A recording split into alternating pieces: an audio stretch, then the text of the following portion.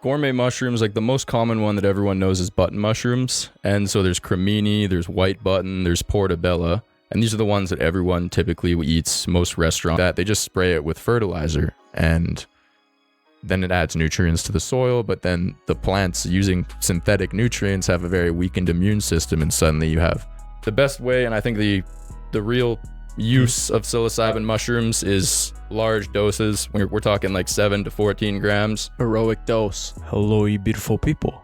Welcome back to the Long-Term Podcast. I'm your host, Advin Villa. Today, we have owner of Woodland Mushrooms, Jack Martin. We will discuss nutritional benefits of gourmet and medicinal mushrooms, sustainable organic agriculture, psilocybin mushrooms as a tool for self-reflection and growth. Everyone, welcome. All right, man. Welcome to the Long-Term Podcast. Jack Martin, everyone. Happy to be here. Yeah, bro. Tell me a little bit about yourself. I am a mushroom farmer. My farm, I've been growing oyster mushrooms, lion's mane, small variety of medicinal mushrooms, growing them for local restaurants, selling them at the farmer's market. Started growing mushrooms probably 5 years ago, and I've been running a full-time business growing the mushrooms for 3 years now, or maybe even more. Wait, what made you start a mushroom business? I didn't want to start a mushroom business. I was just growing mushrooms for my own personal use. I was interested in mushrooms for a long time for kind of an unexplained reason. I remember watching like in grade 9, just like videos of like dudes speaking Danish, giving tutorials on how to grow mushrooms. And I was very interested in it. I didn't know why. And then 2019, after I graduated high school, started my first semester of college, taking chem tech at NAIT. I was riding dirt bikes, not at school, but I was riding dirt bikes off, and I crashed really badly, and I was in the hospital for a long time, and very bad head injury triggered me into kind of researching natural health solutions, specifically how to like heal a head injury. So the damage that I had wasn't permanent because I had blurry vision, and I was very worried that I would have permanent head injury or a permanent head injury. So anyway, I'm watching podcasts in the hospital and reading articles. I come across lion's mane a few times, which is a mushroom that people say is good for helping people treat head injuries, people in old folks' homes who are suffering with dementia. It's used for people like that. So I was really interested in that, and I was already interested in mushrooms before. So when I got out of the hospital a month later, I had a lot of free time because I was still recovering I couldn't go to school for probably another month. So I really spent that time just like learning how to grow mushrooms. I turned my grandma had a barn that she had horses in, and I turned one of the stalls into a mushroom growing chamber. I forget exactly when this was in the whole growing thing, but I eventually built this grow chamber, and I started growing the gourmet mushrooms properly, not just in a tub like I was doing before. And I was growing lion's mane, and I was drying it out, and I was making tinctures just so I could take it every day. I was cooking it because you can make a lot of cool stuff with lion's mane too. It's not just medicinal, it's got protein in it, it's nutritional as well. So I was making, it's like a meat replacement almost, a lot of recipes will use it for. So it's very seafood texture. Like you can use it to make crab cakes. You can just use it like a regular mushroom too. You can just stir fry it like a mushroom. I like barbecuing lion's mane. You can make skewers with it, bell peppers, stuff like that. It's just good that way. It's very meaty. And yeah, so I was just growing lion's mane for myself, just for the health benefits. And then I was growing oyster mushrooms as well, because I eventually cut meat out, and that was, don't want to get into that controversy, but protein. Oh yeah, do you have meat in your diet? No, I don't have meat, no dairy, no eggs. So I've been doing that for a long time as well. But I was growing oyster mushrooms just to use them as a meat replacement because they got lots of protein, like I was saying. And then one time I grew way too much oyster mushrooms. And I had like probably 15, 20 pounds that I wasn't going to eat. So I went to Belvedere Golf and Country Club, which is a golf course country club just outside of Sherwood Park. And I brought the head chef there some of my mushrooms. And he was very impressed because they already use oyster mushrooms. And the quality kind of spoke for itself. Most of the ones they get are imported, so it's not a fair comparison. They have to travel a lot. So when he saw mine, he was very happy and he said he'd buy them every week. And then so I kind of had a part-time little side hustle while I was in NAIT. And then it just grew from there eventually. Wow. It seems that without the accident, you wouldn't have started this business, hey? Yes. Yeah. But out of all the things that you could grow, though, why mushrooms? I mean, was it you could grow other plants, and there are countless routes you could take in business. Yeah. Why that route? Well, I didn't just grow mushrooms. I also got really into growing plants as well. I got really into gardening. So I was also growing other plants just for food and medicine as well. And mushrooms particularly, I don't really know why I focused on them so hard. I just had such an interest in them. And I was always reading forums and I was always reading books. And I was always trying to learn how to grow mushrooms better. And then so it kind of just became this weird obsession and passion of mine, more so than the plants and the gardening, but I still love that. And yeah, mushrooms, certainly there's a lot of other medicine. There's a lot of other natural medicines, plants, but mushrooms certainly also are good as well. I was just focusing on those more so for some reason. Yeah, bro, I hear many times that mushrooms is the source of life. Like they can grow anywhere, anytime. Like lots of the harsh conditions, they'll just grow. And just a lot of people gravitate towards kind of the mushrooms because they derive many health benefits, not only for kind of your gut health, right, but for your brain. And there's just so many different types too, like so many strains, right? And kind of I want to talk about kind of the benefits with the gourmet and the medicinal mushrooms. So what are some lesser known types of gourmet mushrooms and how can they be incorporated into everyday meals? Gourmet mushrooms, like the most common one that everyone knows is button mushrooms. And so there's cremini, there's white button, there's portobello. And these are the ones that everyone typically eats. Most restaurants are cooking that. Pizzas usually will have that on it. And those are a good mushroom, but compared to some of the other mushrooms that are lesser known, they're really nutritionally not very adequate. They're basically just water. And then button mushrooms are grown on manure in like pitch black warehouses with no light.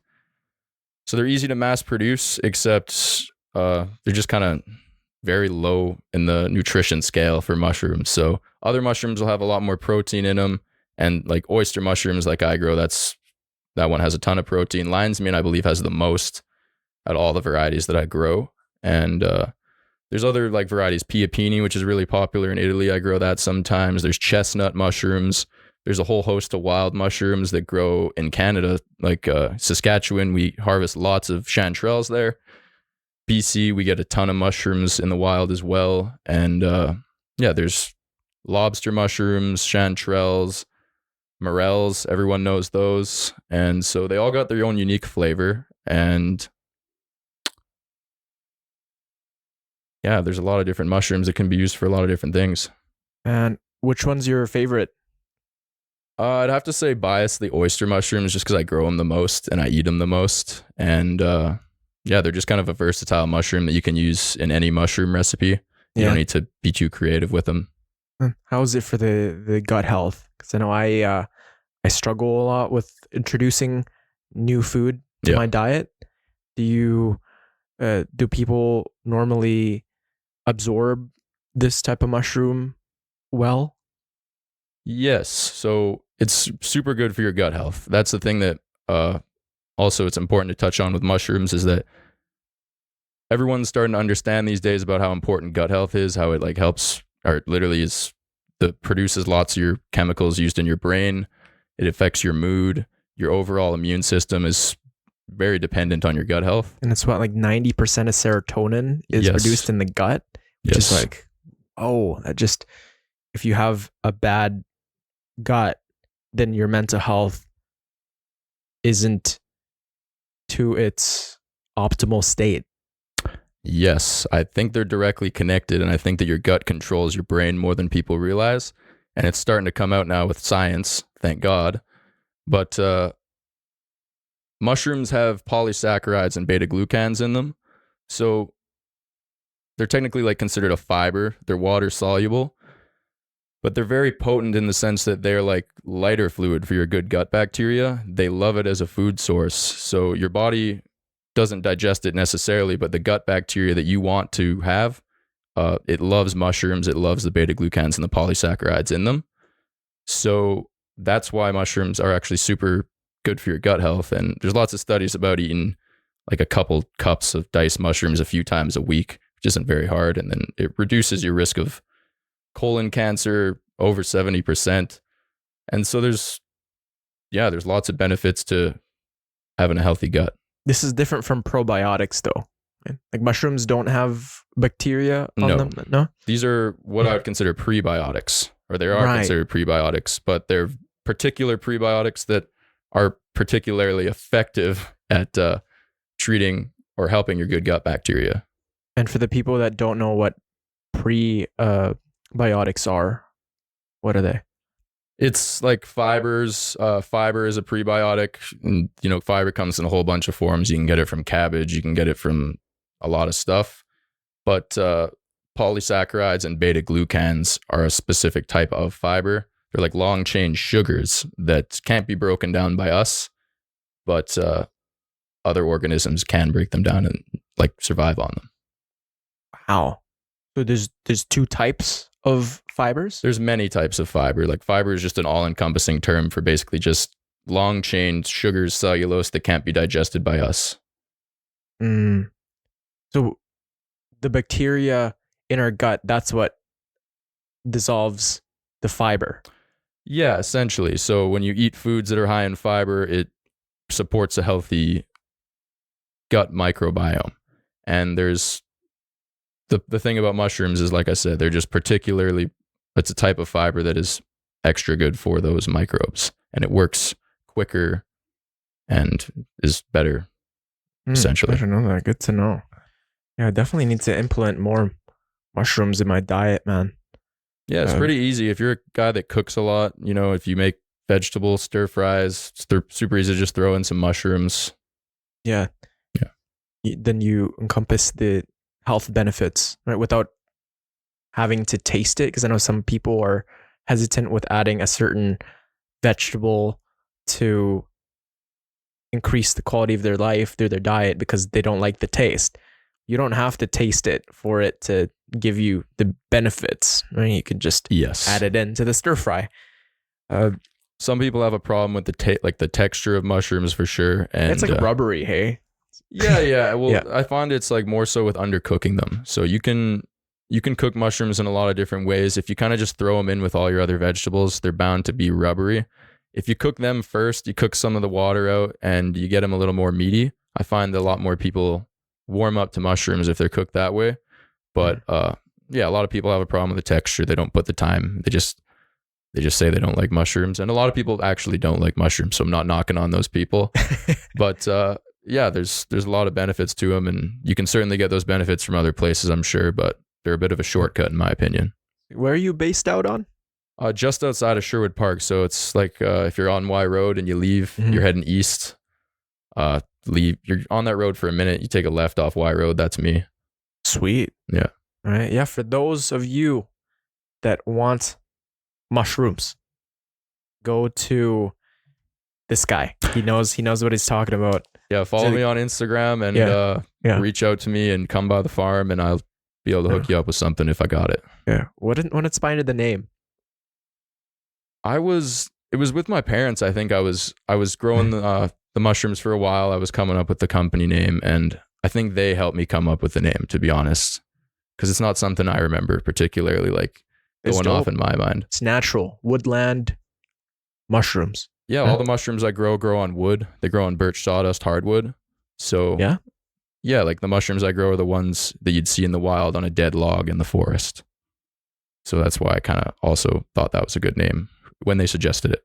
That's dope. I know there's a lot of poisonous mushrooms out there. Yes. How do you differentiate? It's kind of like riding a bike. Once you know the mushrooms that are edible in your area, it's like you never forget them. They are distinct enough to the point where you'll just know that's that. So it's not about really identifying the poisonous ones. It's about just knowing the few that aren't poisonous and then going Fair. for those ones.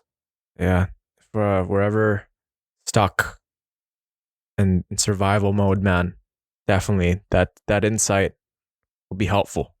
Oh, yeah. Do you have to cook it for it to have Yes. the nutritional benefits? Yes. So mushrooms, they're technically not a plant. They're in the animal genus. So I would consider a mushroom more similar to meat. And you can eat them raw, but they would have to be super fresh. And they're actually much more bioavailable and you absorb a lot more nutrients from them if they are cooked. So I always recommend cooking the mushrooms. And if you're the type of person that really likes their mushrooms rare, just give it a quick steam or pop it in the, you know what I mean, the stir fry for a little bit and just get them cooked because you'll get a lot more benefits from them that way. And they taste a lot better too. Like I feel like every culture that's ever used mushrooms in any recipe, it's always cooked. They'll blanch it. They'll do something. They never just eat it raw for the most part. I know some people throw it in their salads raw and I'm always I don't like raw mushrooms. So Yeah. Is there a certain ingredient that gets activated when you do heat it up? yes. So mushrooms, they've got a cell wall and around it, it's got like armor almost. It's chitin. So it's the same thing that a insect has on its exoskeleton. And there's a lot of plants that have it as well. But the point is it's not digestible to most animals unless you are a squirrel or a moose or a cow or something that's meant to break down like, just crazy fibers. So if you want to break down that chitin, the simplest thing you can do is cook it. It breaks down the chitin cell wall and it allows all the contents of the mushroom cell to be digested, essentially. Otherwise, it would just pass right through you, mostly undigested. Seems you know everything about mushrooms, man. Well, like I said, it's occupying way too much of my brain space. Sometimes I forget people's names because it's just all You mushroom just call in them there. by strain. Yeah, there you go. Yeah, this guy is like this type of mushroom. Yeah, identify them by their mushroom type. Little lion's mane, king trumpet. Yeah. So what's your favorite mushroom-based dish, and how do you balance both flavor and health benefits when cooking with mushrooms? My favorite mushroom dish has got to be mushroom soup, just because it's something I've been having since I was a kid. I feel like lots of people, even who don't like mushroom soup, or, cream of mushroom soup, Hungarian mushroom soup. You can add it to rice and make a mushroom rice. So those are always good. Personally, like my family, they'll make pizzas. I love a mushroom pizza. I like loading up a pizza with mushrooms. I like making pasta with peppers and mushrooms and tomatoes and all that stuff. And Marlowe's Tacos on White Ave makes a super good mushroom taco. They use my oyster mushrooms. Oh, yeah? And they're open till like 10 or 11 most days. And they got a really good bar too. So you can show up, get a couple tacos, get a couple good drinks. It's an awesome spot.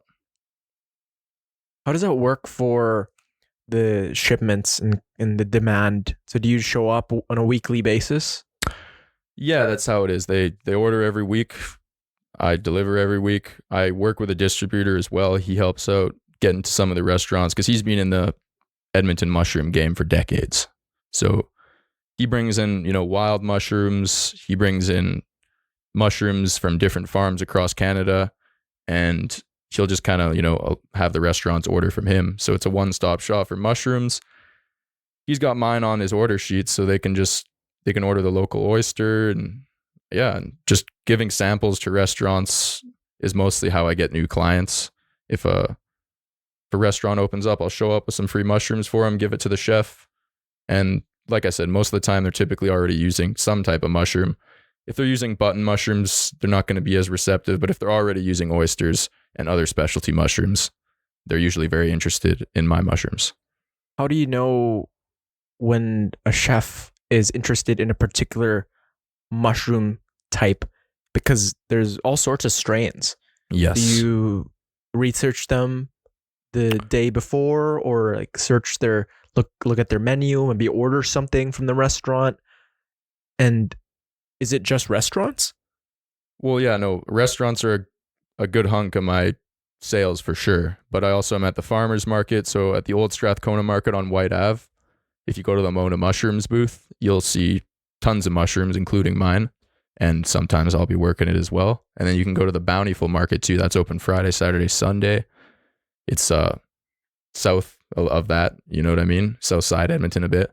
And yeah, they also have my mushrooms at the Mona Mushrooms booth. And yeah, for restaurants though, to learn about what they want, I just grow the same mushroom strains. So it's not necessarily that I'm like researching what they want. I already know that oysters are in demand with all the restaurants because, like I said, they're a versatile mushroom that any mushroom recipe you can use oysters in. So they're good that way. And they already typically go through a good amount of oyster mushrooms. So I just show up and say, hey, let's not bring in imported mushrooms from across the country. Or sometimes source it local. Yeah, source it local. And, you know, sometimes they're bringing in mushrooms from different continents as well. And those are constantly getting recalled for having bacteria infections because they got to travel. And like I said, they're like meat. From Jack. Yeah. The Sher Park mushroom guy. There you go. Thank you. Yeah. And why is it called oyster mushroom? If you look at a picture of them, a lot of people say it's like they look like oyster shells when you harvest them at the right time. So they get called oyster mushrooms because of that. And also they do have a seafood ish kind of taste and texture. Not as much as lion's mane, but people will say oyster mushrooms have that as well. So typically if you were to go to a seafood type restaurant, then you'd probably see more oyster mushrooms? Or does it go well with beef or chicken? Oh yeah, it goes well with beef and chicken, and typically a lot of restaurants that get the mushrooms will serve it with that as well. So it's served with steak all the time, and a lot of the people who get my mushrooms, that's how they serve them. They just cook them up, serve them as a side with, you know, steak or whatever else they're eating that night. Oh, and what about like more mainstream restaurants like Joey's or Swiss Chalet, or what's that one in Emerald Hills? Chop. Yeah. Yes. Yeah. Have you approached them? I've approached Chop before. I know that. And then that was the first time I realized why dealing with like big corporations isn't necessarily easy as a small farmer. If you're dealing with corporate entities like Joey's, Chop, Earl's, all these other places, it's extremely hard to get in there, and you have to not only provide the restaurant in your area, you got to provide every single restaurant across Canada because they want, you know, the same experience at every restaurant. So it's not hard. It's very hard to get into those places, and places like Sobeys, they have some restaurant or some locations that are owned that buy local produce. So it's easy to get into stores like that, Freezin' Bros, certain Sobeys, like Loca Quality Market. I'm sure I could get in. I'm going to approach them very soon. I've already talked to them a bit, but it's almost like dealing with a corporate entity, dealing with them as well. How does that work for your approach? Do you call ahead of time? Do you show up just randomly? I just try and show up when it's not like their peak hours, when they've got, you know, everyone nose deep in the kitchen cooking. So I just show up at a good time, and I don't call first. I just bring mushrooms for free. I'll bring like a 3-pound case and just give it to the head chef and say, here's my card, here's my mushrooms. If you like them, call me back. And that's how I made all my business. You don't pitch them? Well, I'll talk to them, certainly. Yeah, I'll tell them about my farm. I'll tell them what I'm doing, how I grow it naturally, how it's local, and it's, you know, getting picked the same day often and brought to them. So yeah, I definitely talk to them and talk up my product. But most of the time, like I said, if the head chef's not there and I showed up at a bad time, just the mushrooms alone are good enough to get a call back, usually, if they're interested in those mushrooms. Do you experience a lot of rejection? Oh, yeah. Yeah. Like I've definitely, like half the restaurants I approach probably are just like, oh, no, we're good with button mushrooms. We don't really want any other mushrooms, and that's fine by me. So yeah, I've been rejected quite a bit. But if they are already using wild mushrooms and they appreciate the other varieties of mushrooms, then yeah, they'll typically be receptive. But it just depends, right? If they're not really using mushrooms on their menu, they've got like one item, then they're not too inclined to. Yeah. You go through enough people, you will find qualified buyers, and it's just reps, man. A lot of people internalize, whether it be about a business on boxes and how you want to, package things up. Depends, insert whatever business you're doing, and putting yourself out there and pitching to people. And for those people to go, yeah, we're not interested, it weighs a lot, right? Even though it's like, you shouldn't take it personally, but you end up doing that because this is something that you believe in wholeheartedly. But what keeps you coming back though? Because I know you've been at it for 4 years now. Yeah. Like, how do you maintain that drive and energy? Because I know with many people, initially they discover an idea, whether it be starting a business, starting a new workout routine, getting into a hobby. Maybe they want to get into singing, playing guitar, or they want to be closer to their family, or they want to be more spiritual. But then a year kicks in, year and a half. Things are stressful, right? Maybe the business isn't doing as well as you expected. You're starting to experience that self-doubt. What keeps you coming back? It is something I have a legitimate passion in. And when I see my mushrooms on a menus or on at a restaurant on the menu, Yeah. and I go there and I eat them and I see other people are enjoying them, it really gives me extra motivation. When I work the farmer's market and I see all the regular customers and all the awesome people that support my business and eat my mushrooms all the time, it just makes me feel so grateful that I'm in a position where I can just work and grow food for people. So that is the main reason why I keep coming back to it. I'm really passionate about it. I think it's sustainable. Like, I feel like there's a lot of problems with modern agriculture. And if you take mushrooms, you compare them to the, other forms of farming, you see that it's a lot more sustainable. So I'm also passionate about that. There's the rancher advocacy program in America. They're helping people turn factory chicken farms into, mushroom farms, and just giving people a sustainable alternative where they can grow food and, not do the same practices that we're doing before and use some of the equipment and buildings that they already had to grow a more sustainable crop that's also got protein and also is great for you. Yeah. I know in veganism, and you'd say you're vegan. Yes, sir. Right? What are the most common misconceptions when it comes to that diet and taking mushrooms into account as well? Because I know you had mentioned protein a lot. Now, with people, I only hear tofu, corn, beans. Like, how does that? And with mushrooms, are they? They're not the highest. They're high protein for a vegetable. They got a good amount of protein for sure, but yeah, the biggest misconception with veganism is probably people say, where do you get your protein? Or, how do you get protein? You're not going to get enough protein. When in reality, if you eat enough calories in a day and you're eating whole plant foods, you're going to get enough protein without even trying. It's like, it just happens. You just eat enough calories, you'll get enough protein. It's really not that big of a stress. And yeah. Yeah. What made you start this journey of veganism? Same thing with the dirt bike crash. I got out of that. I was very interested in making sure my body healed because I was worried it would not. And I came across a couple of vegan bodybuilders who I knew weren't, just blasting gear and saying that, that's how I got strong. So I was following them. They were posting what they eat in a day. I was very intrigued and I figured, you know what, I'm going to give this a go because I think that it's the healthy thing to do. It's hard, but I'm in a position where if I don't take all these precautions, I might, be messed up for life.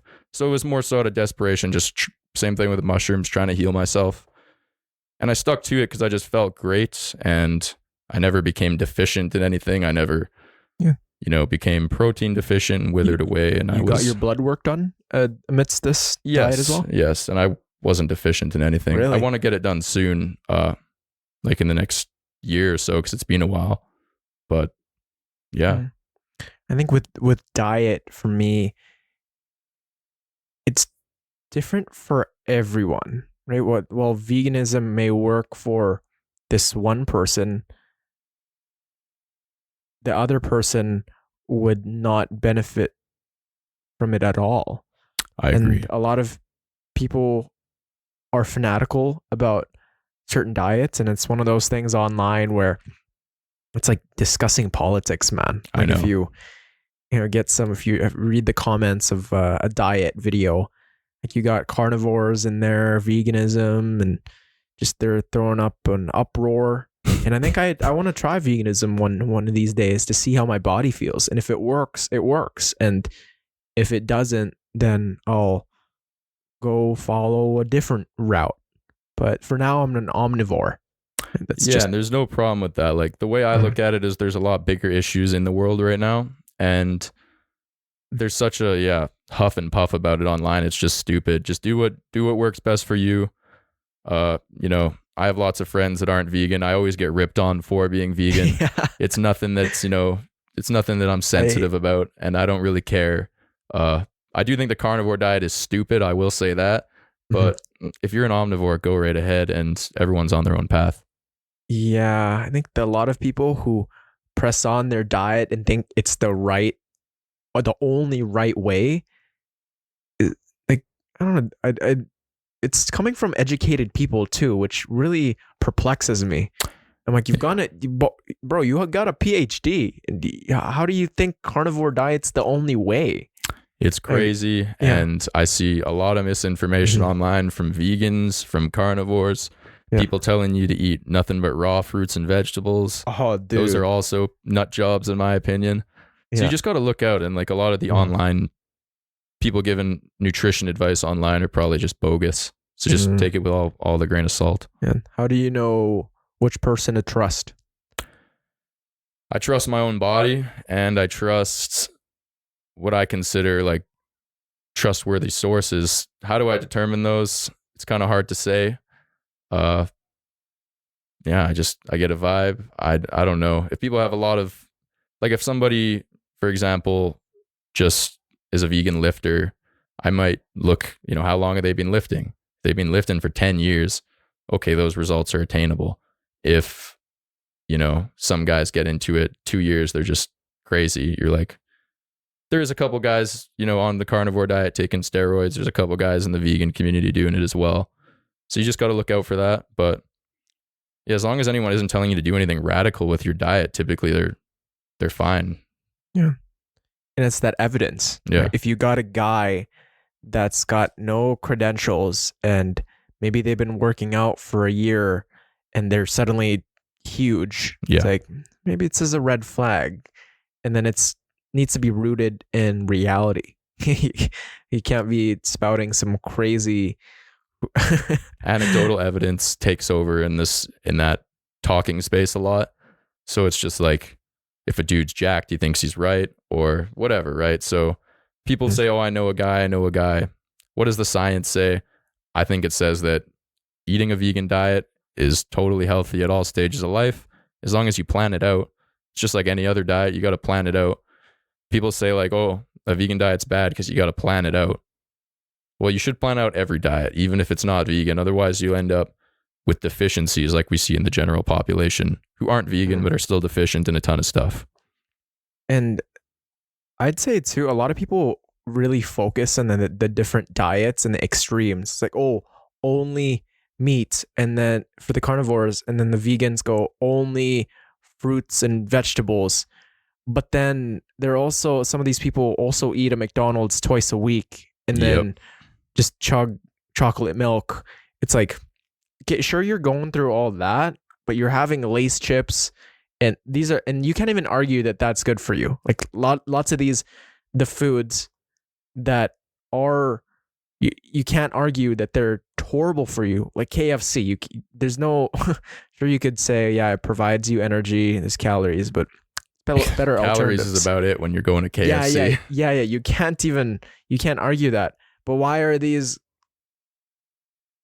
fast food restaurants, why are they still up and running? It's because a lot of people love them. A lot of people go keep there coming for back. sure. Yeah. Like Tim Hortons. Like I love Canada. Being Canadian seems to be associated with going to Timmy's, but still, I don't think that's the case anymore. But yeah. I that's the thing about also following some specialty diets is it forces you to stay away from those places. So like I can't go to McDonald's because there's literally nothing for me to eat there. Otherwise, I might still go there. And then same thing with a lot of those other places. Tim Hortons, I think only thing I can get is like one thing, and it's not even that good. So you save some money too, man. Exactly. I'm cooking a lot, and that also is a main thing as well. Yeah, that makes me use a lot more of my mushrooms just cooking at home all the time. Yeah. You just feel better.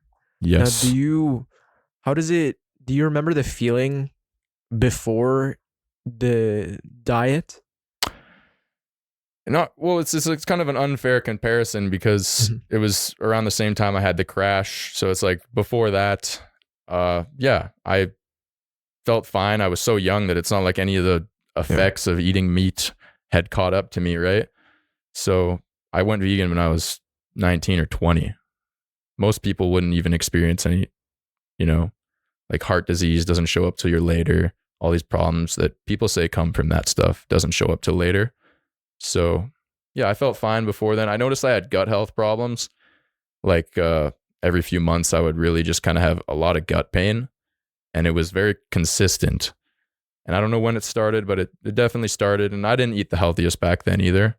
At ABJ, I was constantly going to Popeyes. I was going to Don's across the street. Fries, man. Oh yeah. I was on all that stuff. And the only thing I could say is I probably have a healthier gut now. And yeah, I'm a young guy, so I can't say anything is from veganism. I'm just young and have health because of that. But it is evidence in how you feel too. Yes. Like in comparison to people that lack energy, and talking to enough people and seeing their behavior, you could say, oh, this person eats this every day for lunch and they seem to not feel as well. Then you make that connection and then you compare it with your energy levels. It's like, I can keep up a conversation with this person who's 3 years younger than me. And it's just, could be diet, could be sleep. But then a lot of the evidence points to diet. And especially when you're having lunch with people and diet's one of those things that you are what you eat. Yeah. It adds up over time. And people should eat and cook more at home. And that's probably the number one thing you could do. Yeah. What you put into your body, that's fuel, man. Like if you choose to fill up your body with toxins, like a lot of people will just have McDonald's, like, and then, okay, I don't have anywhere to eat, so I'll just choose that. It's convenient to eat that stuff, which is a problem. You're not thinking of the long-term consequences, though. You're not thinking of the distress that your gut's gonna feel, and then that travels to your brain, and then you feel discombobulated. After that, you're gonna be a lot less patient with your business because you engaged in that, and then you might blow up at your family. It's all interconnected, and it's just 100%.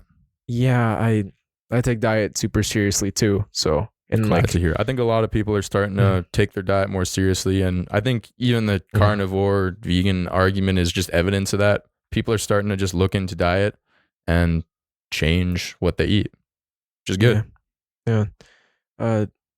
What percentage of your diet is mushrooms? I don't know what percentage it is. I just say like every A time ballpark. I'm cooking vegetables, I'll Just also sprinkle throw it. in some mushrooms. Yeah. And then I always try and throw in a little bit if ever I'm doing stuff like that. And if I'm ever having like a mushroom based meal, that will obviously increase the percentage, but I don't know how much my percentage is. Yeah. Probably a lot though, hey? It's a good amount. Yeah, definitely. So, why is organic farming important for preserving the health of our soil and environments compared to industrial farming practices? Organic farming, well, there's conventional farming, and then there's organic farming, right? Sure. I find it funny that conventional farming is called conventional when it's only been around for less than 100 years. And basically the difference is, and this isn't necessarily pertaining to mushrooms, but it is organic the way I grow. It's much different than other forms of farming though. But typically conventional agriculture, they'll grow a crop on a plot of land. The soil will run out of nutrients. And instead of naturally rebuilding the nutrients in the soil by promoting healthy microbiology in the soil and adding compost to the soil and adding plant matter to the soil and things like that, they just spray it with fertilizer, and then it adds nutrients to the soil. But then the plants using synthetic nutrients have a very weakened immune system, and suddenly you have, fungus and insects take over your crops. So then you have to spray them with pesticides and insecticides, which are also part of conventional agriculture. And this is the vast majority of the food that we grow is grown this way. And you have certain pesticides that are, the residue is found in foods people eat every single day. And so you can avoid that by eating organic, but you can obviously only afford so much organic food. So organic agriculture is important because it builds up the soil. When you're growing organic no-till farming, the soil is better off when you leave it than when you came to it. And that's the whole point of it. The microbiology thrives, the life thrives. It's a symbiosis kind of way of farming.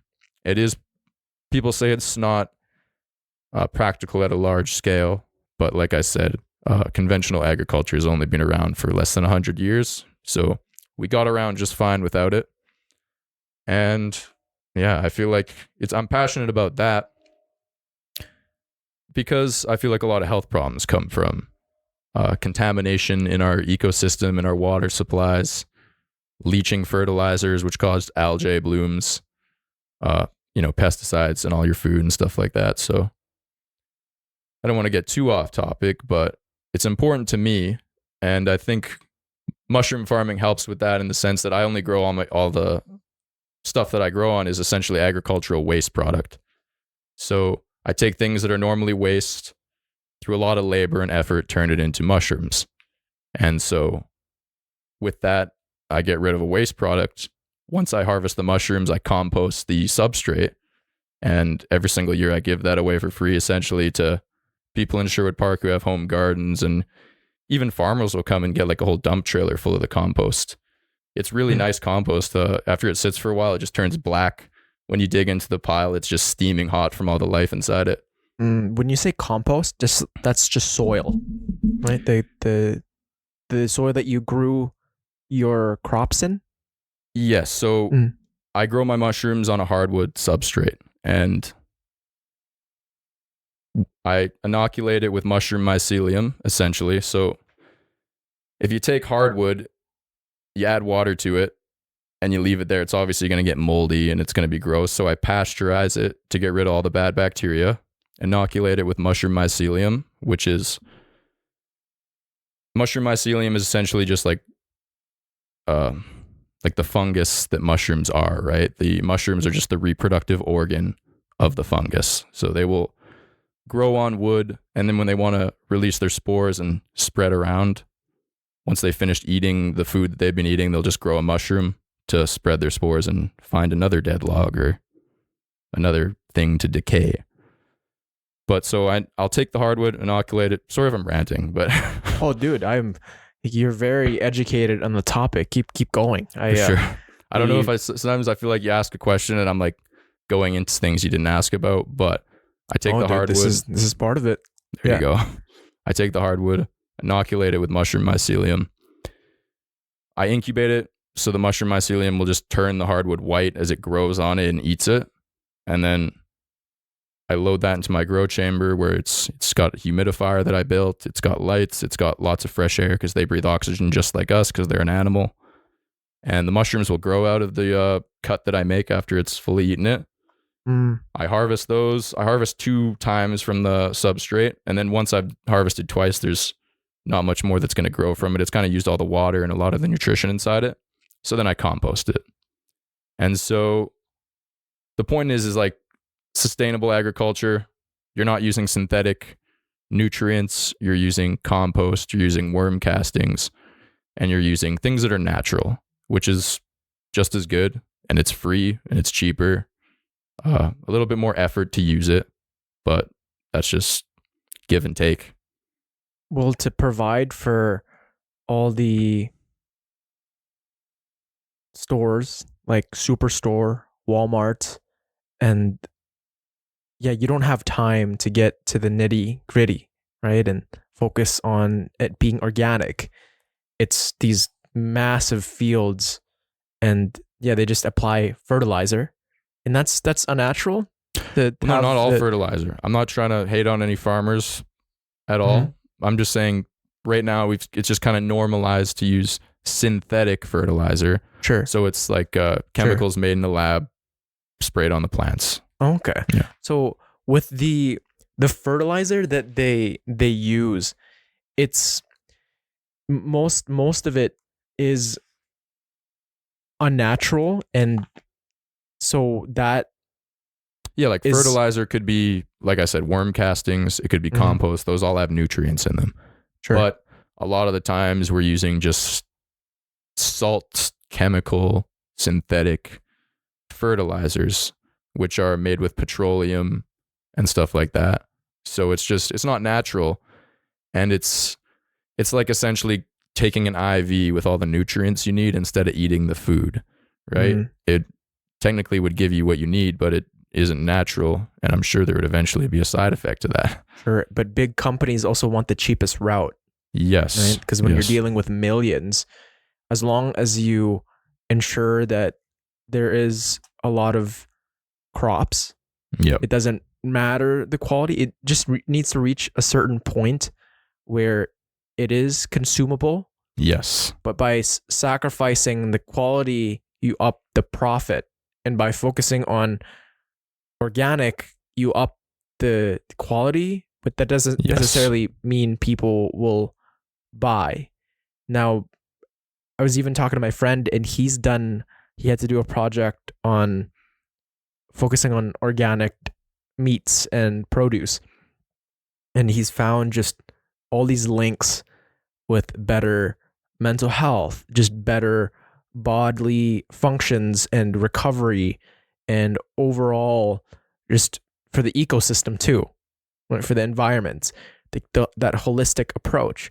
But it's hard to do that if you're focusing too much on the profit. And while that is good, it certainly degrades the long-term benefits. Yes. And why would I don't get that too when people prioritize too much on the profit side of things, because then you'll be spending more later on in healthcare. Yes. And just your time. You won't be able to control your time and health. If you don't have that, then what do you got? If you don't have health, you don't have anything. And that's 100%. And that's a big factor. Diet is such a big factor. And I think it's just tough to focus on organic too, right? Because it is expensive. Like I said, I'm not here to hate on other farmers. It's the way it is right now, and we got to phase it out. I'm not saying everyone who does it is bad. I'm just saying we should think about starting to phase it out some way, and that would be good to move into the future without as much of these problems and pesticide residues and fertilizer runoff. Is that why people tell you to wash the fruit before you eat it? Yeah. Well, typically they'll have some type of coating on them, or they'll spray it with something, I imagine. So you want to wash, especially non-organic produce, for sure. Yeah, because they produce a lot of these fruit, right? And there's all these GMOs in them too, hey? And to preserve them from shipping them from across the world to all these different countries that need them, they need to be able to last a certain lifespan, hey? Because a lot of them do go bad by even getting to the destination. Who wants to do business like that? And then who knows, what kind of conditions or some things that get splashed on them on the way. Yep. It's when you're dealing with foods that you're importing from all around the world, it's a whole different ballpark. How do harmful industrial farming methods affect not only the environment, but also human health in the long run? Well, human health, I'd say that, you have things like glyphosate, you have other pesticides that are known to cause cancer. And if you're eating foods that have residues of them every single day, that's, to me, a no-brainer as to why we have such high cancer rates in our society. So a lot of people say it. There's a lot of studies on it. Pesticide runoff, pesticide residue is a main cause of a lot of diseases. And the environment, the fertilizer runs off, it gets into the ocean, it gets into lakes. A lot of lakes that used to be really beautiful in our area now are just full of algae. You can't use them. And that is a direct result of fertilizer running off. And also, factory farms and other things where they have urine runoff and all this other stuff going into the water. And it just causes algae blooms. It kills a lot of the life in there. So yeah, that's definitely a big problem. Yeah. What is algae? I mean, it's just like the green stuff on there, but why is the pesticide increasing the chance? Because it's nitrogen. Right. The fertilizer. Nitrogen in the fertilizer will get into the water. And once it increases the nitrogen in the water to a certain amount, there's enough nitrogen. Well, it becomes toxic for other life, but then there's enough nitrogen for the algae to start growing. So it's like a plant where it uses the sun, so it grows on the surface. And it just uses the nitrogen in the water as protein, or it turns it into protein. Sunlight, it grows, it covers the surface of the lake, kills all the life below it. And it's just not natural for tons of industrial fertilizer to be running into our natural water system. Yeah. And when you're swimming in there too, yes, right? Like a lot of these lakes have the residue of the fertilizer, and even that fertilizer has some pesticide in there. Okay? It's a mix of fertilizer, pesticides. They're both doing different harms, but they're both harmful. Oh, jeez. Yeah. Am I understanding what you're putting down? Am I picking it up properly? You know what I mean? Yes. Yeah. Okay. Because I learned a lot. I thought mushrooms just grew on soil. Right? I didn't know they can grow on wood. They grow on a whole different host of things. So the ones I grow are growing on hardwood specifically. But like I said, button mushrooms, they grow on manure or compost. There's mushrooms like cordyceps that grow on living insects. They will, The Last of Us, right? Bro, cordyceps. Yeah. Yes. Yeah, so they'll infect an insect. And I used to grow cordyceps too. They're medicinal. Doesn't turn you into a zombie, but they can turn insects into zombies. So certain insects, you can even do it to frogs. They've done studies where they've gotten cordyceps to grow on frogs. Cold-blooded animals only. The spore will land, it'll start growing on it, it'll get to its brain somehow, and it'll influence its brain to go somewhere that is good for the mushroom to grow. So it'll get the frog or the moth or the wasp to just bury itself in some moss, or to just go somewhere that's good and humid for the mushroom, and then it'll shoot right out of its forehead. So I'm not trying to weird you out, but yeah, there's... No, dude, I love that shit. I just watched The Last of Us with my family last year, and I didn't know it was mushroom origin. Yes, yeah, it's a fungus, and cordyceps, funny enough, are a medicinal mushroom that are used for a whole different variety of things too. Mostly athletes. Traditional Chinese medicine helps. Like, there's different medicinal mushrooms. There's some that are just all encompassing for your immune system. There's some like cordyceps. They help with your lungs. They help absorb oxygen. So athletes, long distance runners use it typically. And then, yeah, cordyceps are really cool. Have you seen the show? I've All of watched it Last finished? of Us. It's very good. Yeah, yeah. I think they're coming out with season 2 Yep. Recorded right real here soon. in Alberta too, which is awesome. Yeah, yeah. Calgary. Was Yeah. it? Yeah. Yeah, dude. It just sucks that they changed the countries or it's not They're not in Alberta they're anymore. not. No, no, like in The Last of Us, the narrative isn't in Calgary. Oh, And I think when they're talking about it, it's like they're in the US. Yeah. mountain town in the US. Yeah. Uh, what are some sustainable farming techniques you use on your mushroom farm, and how can others implement these practices at home? Well, if you're doing an at-home farm, it would be very different than growing mushrooms. But some of the sustainable things I do is, like I said, I grow on organic agricultural waste products.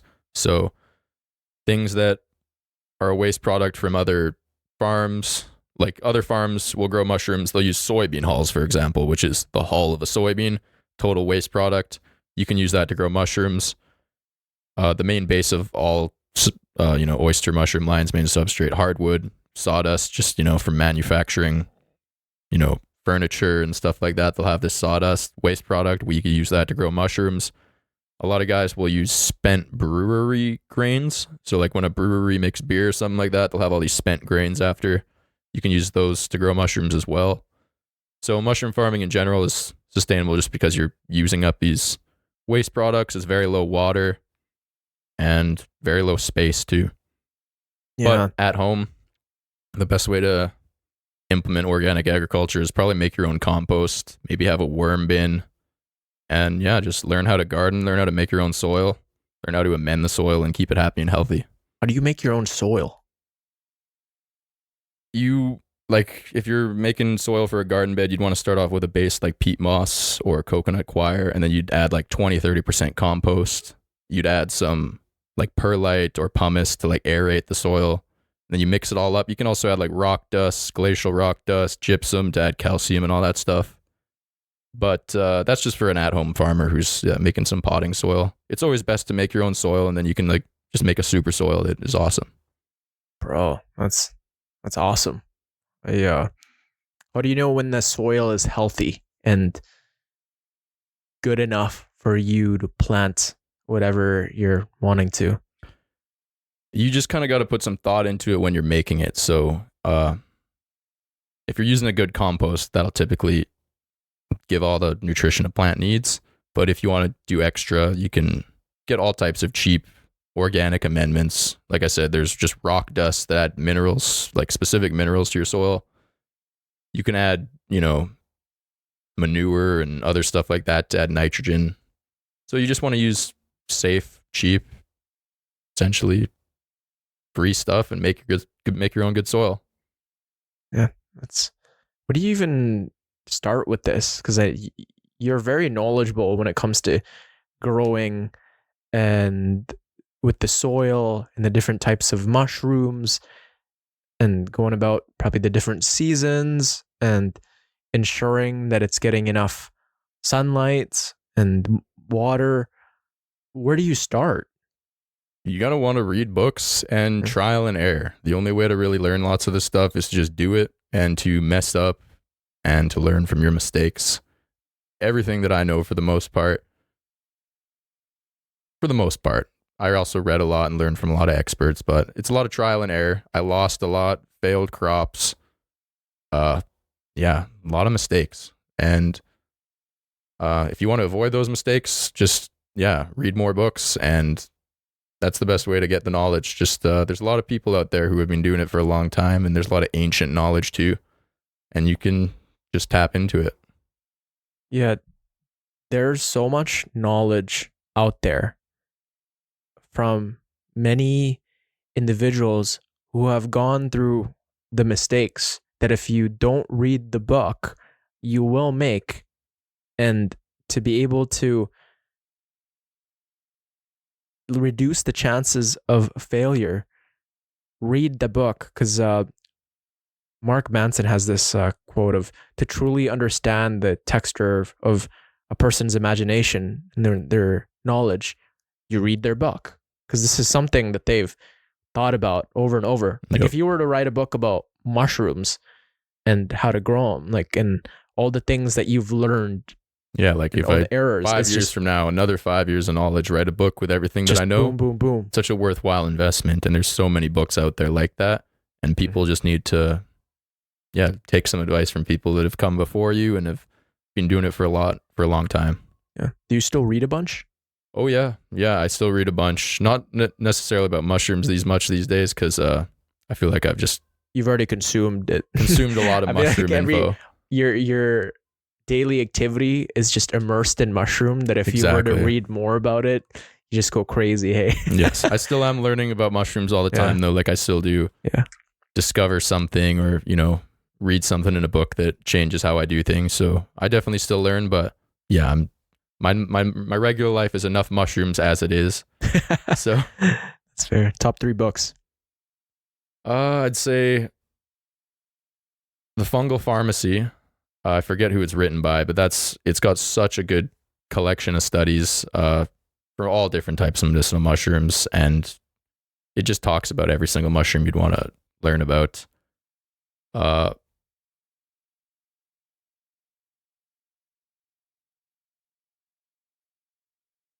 There's a book about veganism by Ed Winters. I forget the name of it right now. That's a very good one, though, too, that I read. Just kind of, it's a good read if you're ever into that ideology or you want to explore what its ethical principles are and stuff like that. Putting me on the spot, but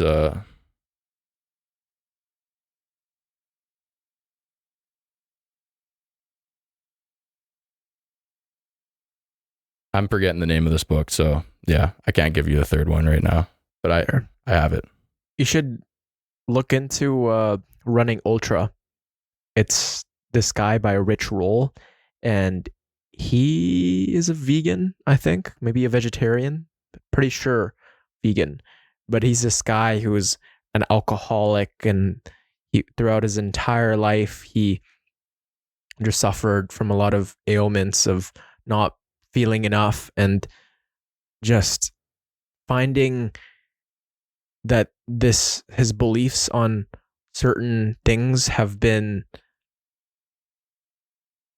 tarnished by alcoholism, and his belief of this inadequacy in himself, and changing his life after he's already lived like 40, like 50, and he's this older guy, and to be able to undergo this huge transformation that he has and run like hundreds of miles and stop drinking and quit. He was a lawyer, which he did not like, and he talks about his diet too, keeps everything natural, and he fuels his body by natural foods. It's really captivating. That's a reason why I want to give veganism a try. It's because of this guy. What's the name of the book? This guy? Running Ultra. It's by Rich Roll. Even if he's got a podcast too, so he talks about his addictions, it's kind of his change. Very inspiring guy. But sounds like a good read. Yeah. And I remember the name of that book too, Mycelium Running. It's by Paul Stamets. It's a very good book if you're ever interested in mushrooms. Is the third book? Yeah, the third book. Sure. Mycelium Running by Paul Stamets. I didn't want to mess that up because it's a pretty famous book in the myco community. But Paul Stamets is a super good guy, much more knowledgeable than me, and he wrote a good book. Fair. I'll have to look into that. Let's talk about psilocybin. Yes, sir. Magic mushrooms, for those of you that don't know what psilocybin is. People ask me about these a lot just because I have a mushroom farm. So that was the first thing that popped up into my head. I'm like, how is Jack so upfront about selling psilocybin? Outright, just putting it out there. Have a business Instagram like he's not going to jail in the next month. How has your experience with psilocybin mushrooms influenced your personal self-reflection and understanding of the world? Psilocybin mushrooms, psychedelics. The psilocybin mushrooms are the best one, in my opinion, out of all the psychedelics. And the first time I ever took them, it was a very profound experience. I'd say it made me a more grateful and open-minded person for sure. And until you really take them, you can't understand exactly, or a large dose of them, I should say, because a lot of people, when they take shrooms these days, and there's nothing wrong with it, because everyone likes going camping, taking a couple grams of shrooms, having a good time with your buddies, and there's microdosing and there's all these other things, but the best way, and I think the real use of psilocybin mushrooms is large doses. We're talking like 7 to 14 grams. Heroic dose. Heroic doses where you're not necessarily in your body, but it's more so, it's about exploring yourself. It's about exploring the world around you. Yeah, there's a lot of, in our society, I feel like, people have high walls for themselves. They don't let themselves think certain thoughts. Shrooms kind of just dissolve that temporarily. And I think that's where their power is. And I think that they're a great tool. But you got to use them proper. And you got to respect them because they can make you very impressionable. They can cause very profound experiences. So you want to respect them. And yeah, there's a lot of uses for shrooms. The main use is the big doses, though. People avoid the big doses. It's scary. Yeah, there's nothing fun about it. That's the thing about it, too. It's like, they're not a drug like typical drugs because, using shrooms in the big doses, you're not having fun. You're typically, you might have a very good experience, sunshine, rainbows, but you also might have an experience that's hard and you need to confront, Hell and certain things about yourself that you don't ever want to confront and that you avoid. So yeah, shrooms are awesome for that. Yeah. It's definitely a catalyst to be able to look within inside truly and see that the soul is flawed and the imperfections are clearly visible. Because even if you do that sober, without any psychedelics, it's still uncomfortable. Very uncomfortable. So people run away from it. Yeah.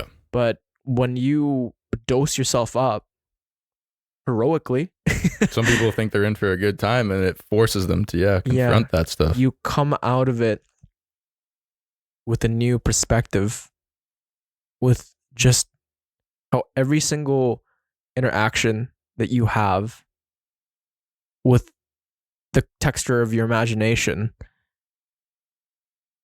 the impermanence of life, these all, you can't really, you can try hard enough to explain it through words, but it won't make sense up until you undergo what it means to experience that. Wow, my mind. When we're talking about shrooms, the same thing happens to me. It's just, it's such a crazy topic that you know what I mean? It's kind of hard to wrap your head around what they are and what they mean and how, like, what's the biggest, if you don't mind me asking, dose of shrooms you've taken? 9. Really? That's around nice. there. I experienced death.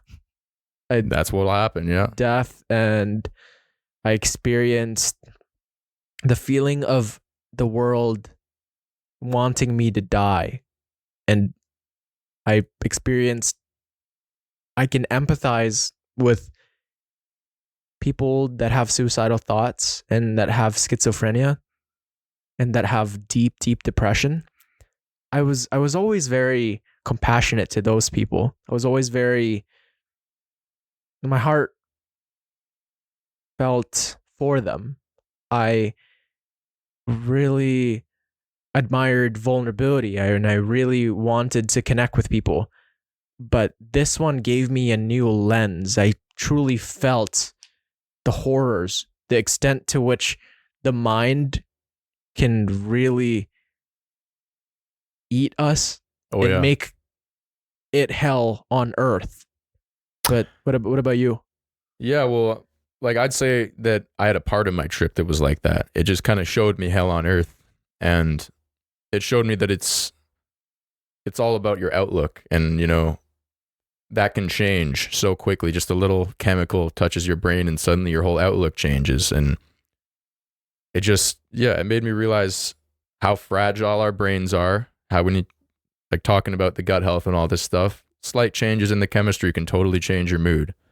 Uh, Hell on earth while tripping shrooms is obviously not fun, but that's one thing I took from it is that the way you look at things is very important, and it totally will change how you feel and your outlook on things. And you also got to protect your brain and your sanity and all that stuff, because it can definitely get a lot worse if you don't protect it.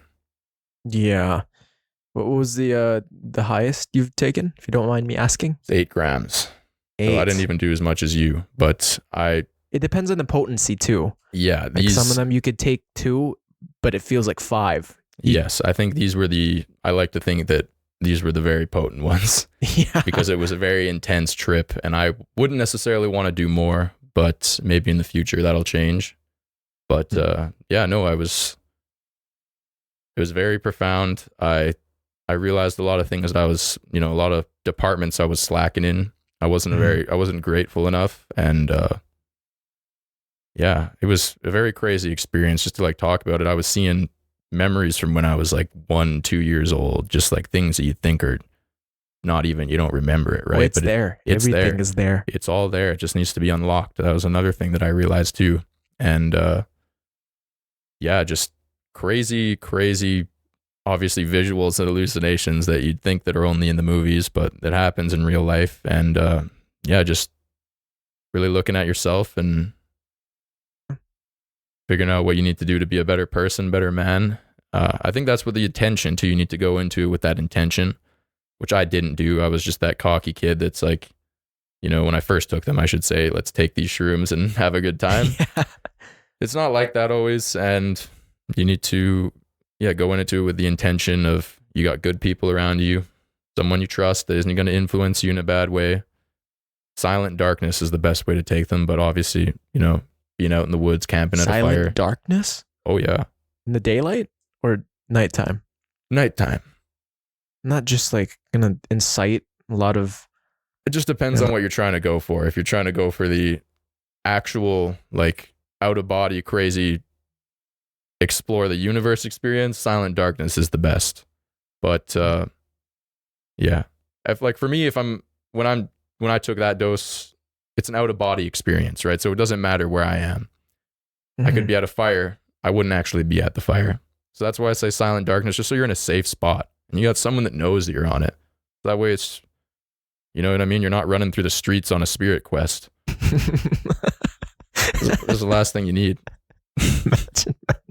Dude, I remember being on the floor, and you know that did you watch Endgame, the Avengers? I did, yes.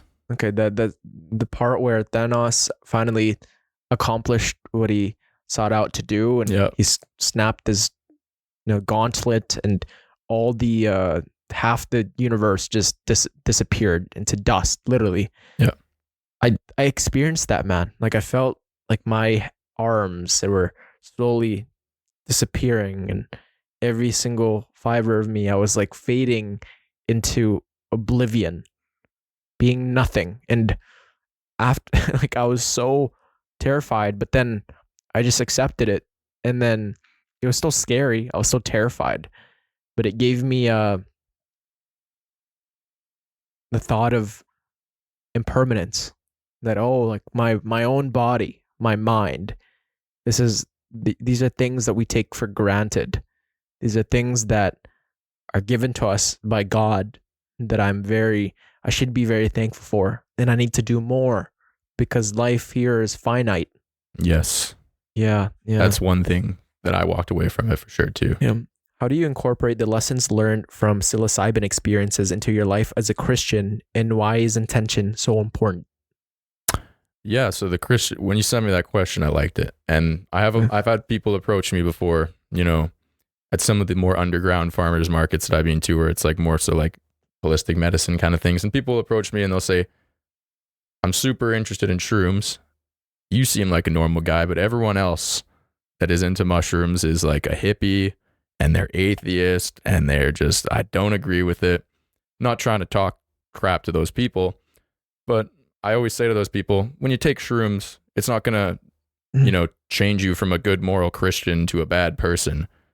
The way I look at it as a Christian is the Bible doesn't say not to take them. It doesn't say that they're necessary in achieving any sort of spiritual enlightenment. So I think they're just a tool, and humans will use tools incorrectly. They will use them for bad purposes, and you can also use it for good purposes. And I think in today's society, like I said, where we got so many people that just have really high walls and they're stuck in their little echo chambers, and they just don't allow themselves to think certain thoughts. They block it out. And so I think shrooms are beneficial in our society for that. And Christians can benefit from them. All people can benefit from them. And if you know what's right and wrong and you go into it with an intention of being a better Christian and being a better person, you're not going to walk out and, have that not happen. Shrooms, I don't like to, they can really only cause problems in that kind of sense if they're abused and if people take them like a drug and abuse them and take them all the time, and just like anything, right? Yeah, everything in moderation. Yeah. You need to be able to have an intention of wanting to be a better human being. And yes, there are stories where people will do unimaginable things on it, but those people used it for a different intent. And the root of it too is they were not of sound mind. Yeah, you don't want to be taking shrooms when you're going through a lot of stuff, your life's in shambles, your grandma just passed away. You don't want to be taking shrooms when all that's going on. And you certainly don't want to be taking them, like I said, minus the small fun doses, at parties with people you don't trust. And yeah, that's just a recipe for disaster. So I feel like shrooms, they attract a lot of people that aren't necessarily, liked by Christians. And that's just correlation, not causation. It's just, it's the way it goes. Were you always a Christian? Yeah. My whole life I've been a Christian. My family's Christian. My grandma, super Christian. Yeah, I went to ABJ, went to Holy Spirit. So yeah, sweet.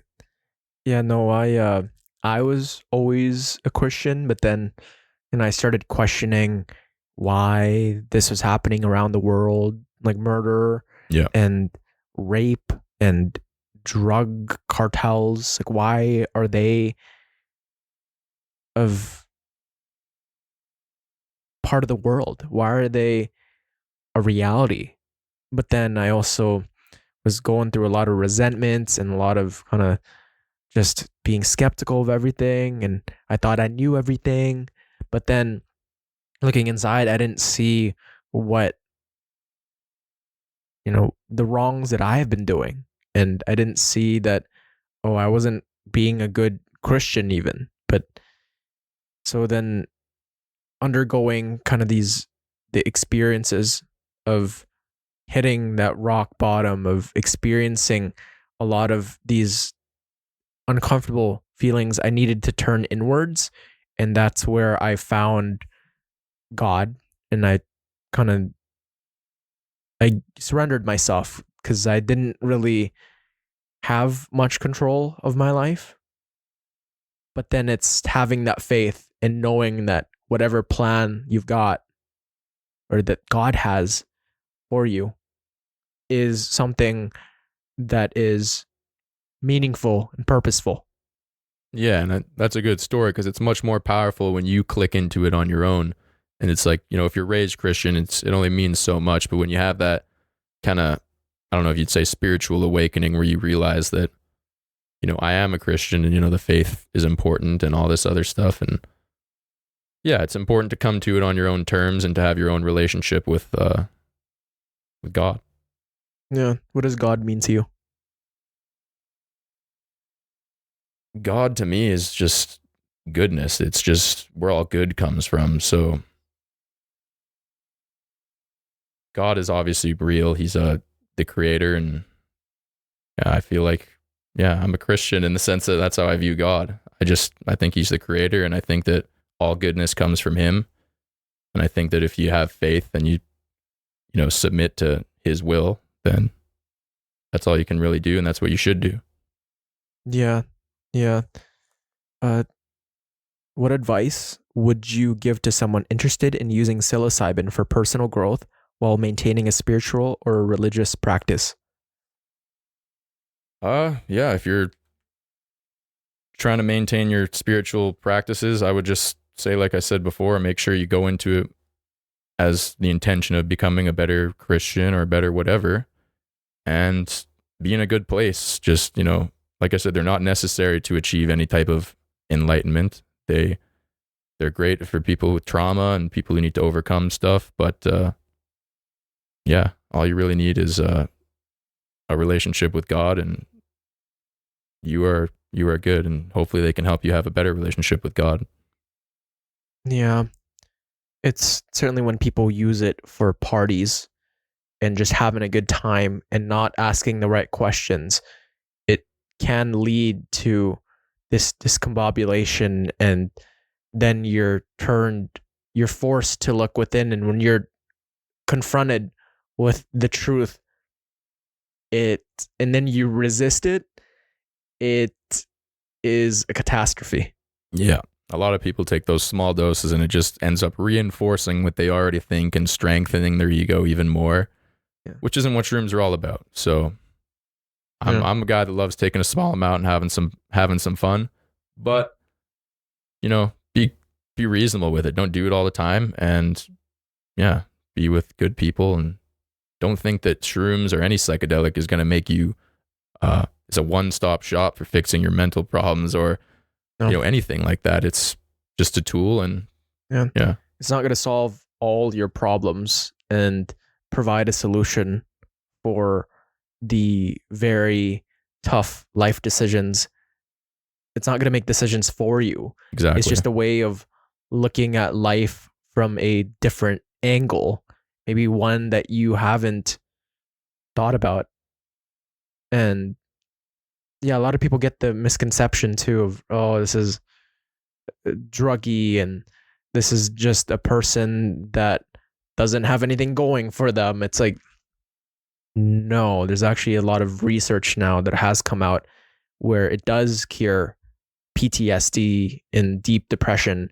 And if you look on every single YouTube video about psilocybin magic mushrooms, you'll look in the comments and you'll see these transformative stories. 100%. People have overcome addiction. People have overcome all types of crazy things like abusive relationships, things that they just, they become normalized, right? Yeah.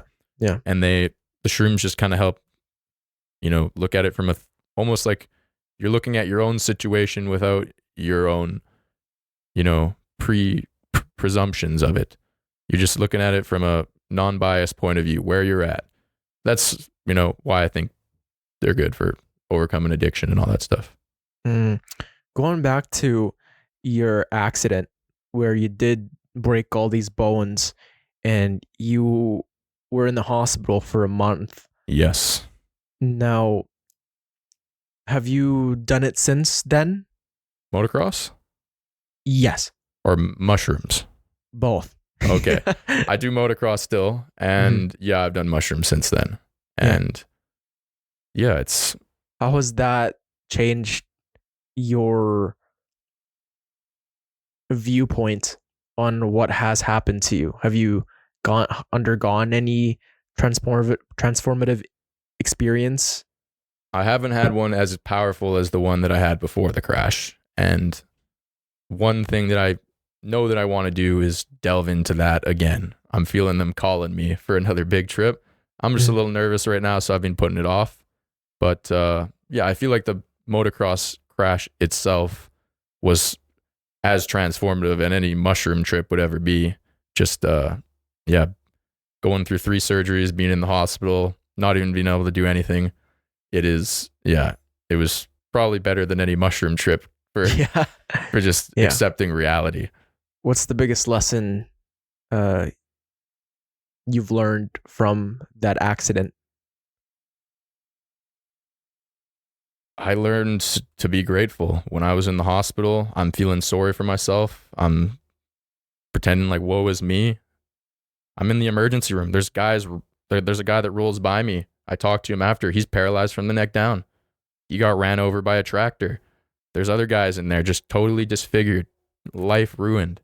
And so, you know what I mean? You can sit there and mope all you want. I was in a bad situation myself, but it could always be worse. And now here I am.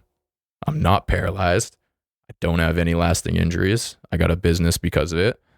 So you really just need to be grateful. And no matter what odds you think are stacked against you, it's not an excuse to shut down. You just got to put in your effort, do whatever you can.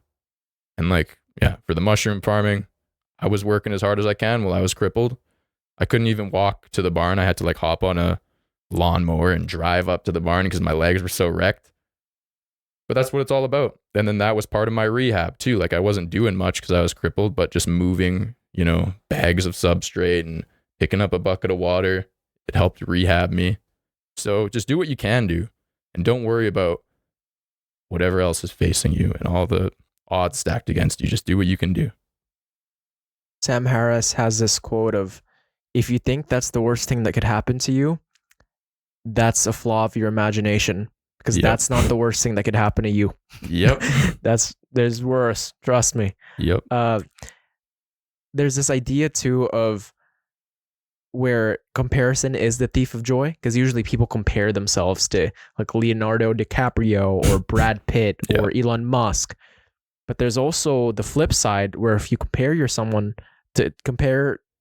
life to someone who's less fortunate, you get to see that, oh, like this is I do live a pretty good life. And that's not in the sense too where I'm better than that person, but it's in the sense where I could have been in that crash and been paralyzed from the neck down. Mm-hmm. Like that, taking the risk of going outside, I could have been ran over. A family member could have died, and I could be super depressed and have schizo and have all these things that could go wrong.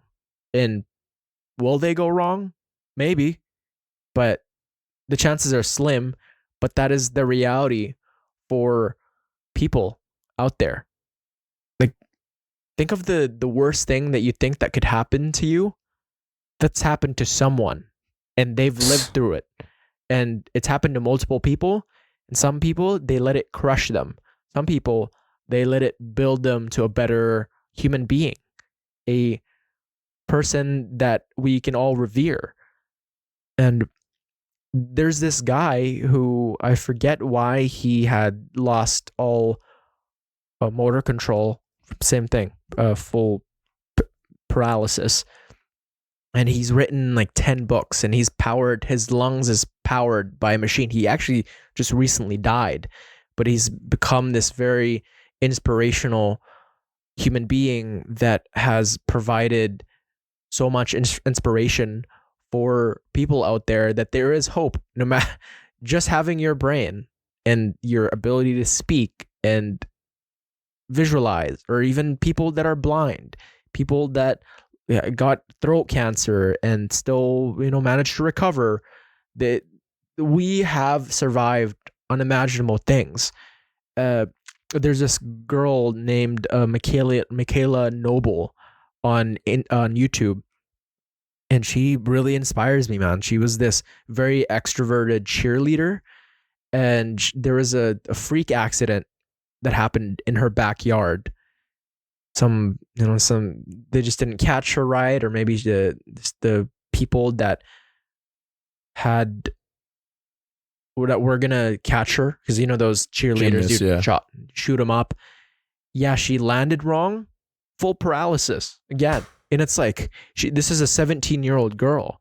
Couldn't imagine. Yeah, I can't imagine, and just the amount of hope that she has. She's pretty popular on YouTube now, and the amount of vulnerability and kind of authenticity. And she doesn't talk about how life is still amazing for her. She's still thankful, and there's still gratitude, and she's very well supported, and she's putting herself out there. But if you look on her previous videos, this is a very healthy, energetic, just vibrant, just lively individual. But anything can change just like that. You know? Very true. So, gotta be grateful and count your stars. Every day above ground's a good day. You can always change. You can always make a difference as long as you're alive. Yeah. How do you stay thankful? Is there a practice that you undergo, or? I'd pray. That's what I do. It's the most powerful thing for me is just, saying thanks for just what you have. Yeah. It's like being alive right now, having this conversation, the sun. Yes. Right? Being safe in Canada. Yes. Yeah. Thinking about other people too is like, pray for other people makes you grateful. It's just praying in general. Not trying to be one of those weirdos, but I think it's good. That's what I've been recently doing, man. I've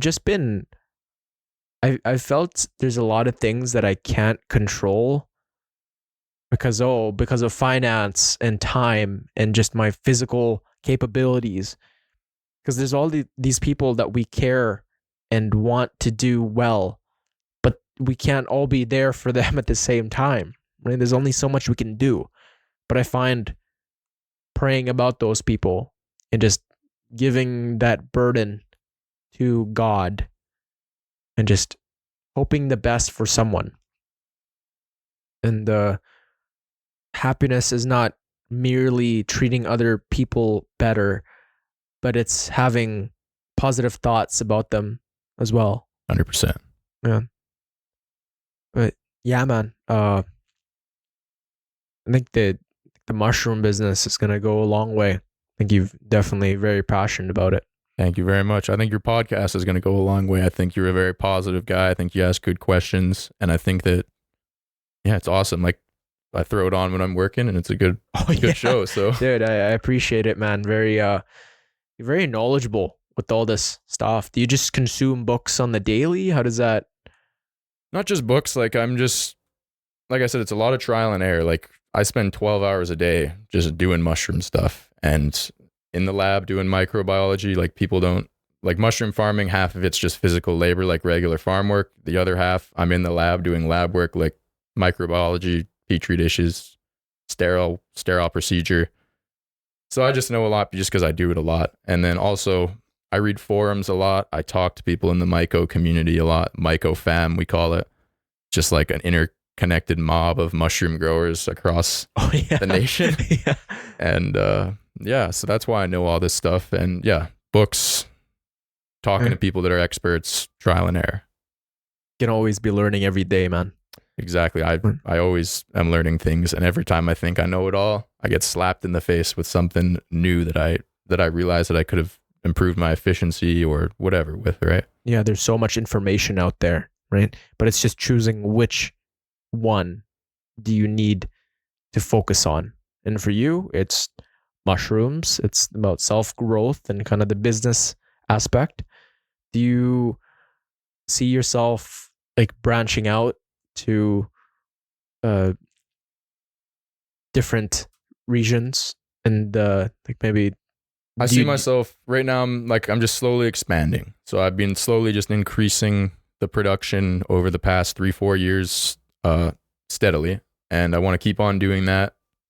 I don't know about opening up different locations, different farms, but I feel like the end goal for me is to have my mushroom farm at the max that I can get it to support Edmonton, perhaps Calgary, and maybe some BC, right?